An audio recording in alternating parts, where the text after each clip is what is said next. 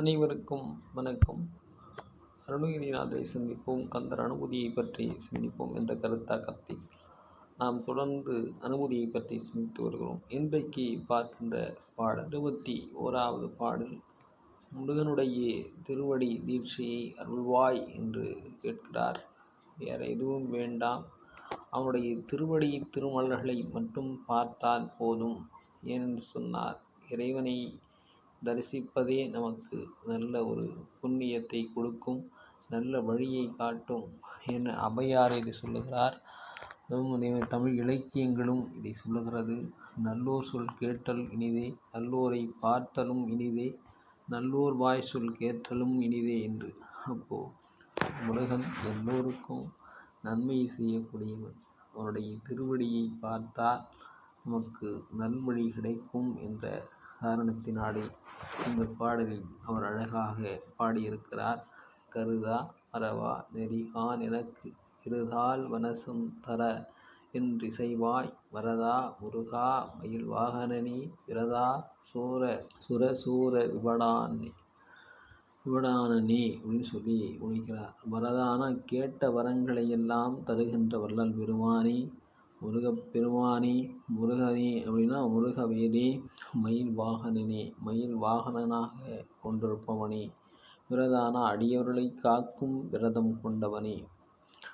அப்போ ஒரு விருதி கொண்டவர். அடியவர்கள் யாரெல்லாம் துதித்து கொண்டிருக்கிறார்களோ அவர்களுடைய இலக்கை கண்டிப்பாக முயற்சியை கண்டிப்பாக நிறைவேற்றி தரும் என்ற ஒரு உறுதி கொண்ட ஒரு தெய்வம் யார் என்று சொன்னார், இந்த கருணையினுடைய கந்த பெருமான் தான் என்று சொல்ல வேண்டும். கருணையினுடைய கடலாக இருக்கின்ற கந்த பெருமான், முருகப்பெருமான் தான் இந்த ஒரு வேதத்தை மேற்கொண்டிருக்கிறார் என்று அருணகிரிநாதர் சொல்றார். அசுர சூர விபடானனே, அசுர கூட்டங்களையும் சூரனையும் அழித்தவரே. கருதா மறவா நெறிகான், நிலைப்பு மறுப்பற்ற வழிகளை கண்டுகொள்ளாமல் இருப்பவர். அதே மாதிரி எனக்கு அடியவனுக்கும் இருள்சார் மனசம்சாரே,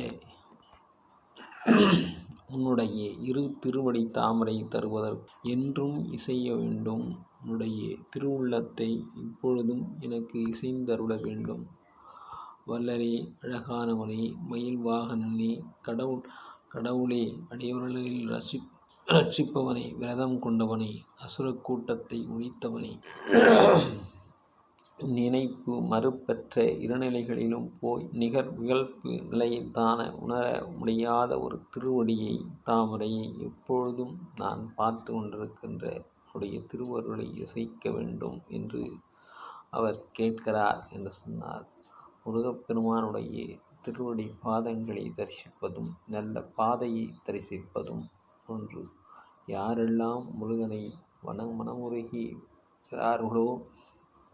மனமுருகி வழிபடுகிறார்களோ அவர்களுக்கெல்லாம் நல்பாதை வாழ்க்கையிலே கிடைக்கிறது என்று அனுபவப்பட்டவர்களுடைய வாழ்க்கையில் உண்மை. அவர்களுடைய பாதைகள் மாறி நற்பாதைகள் தெரிகிறது என்று முருகனுடைய வழிபாட்டினுடைய நிலையை உணர்ந்தவர்கள் வாழ்க்கையில் நடந்த உண்மைகளை பதிவு செய்திருக்கிறார்கள்.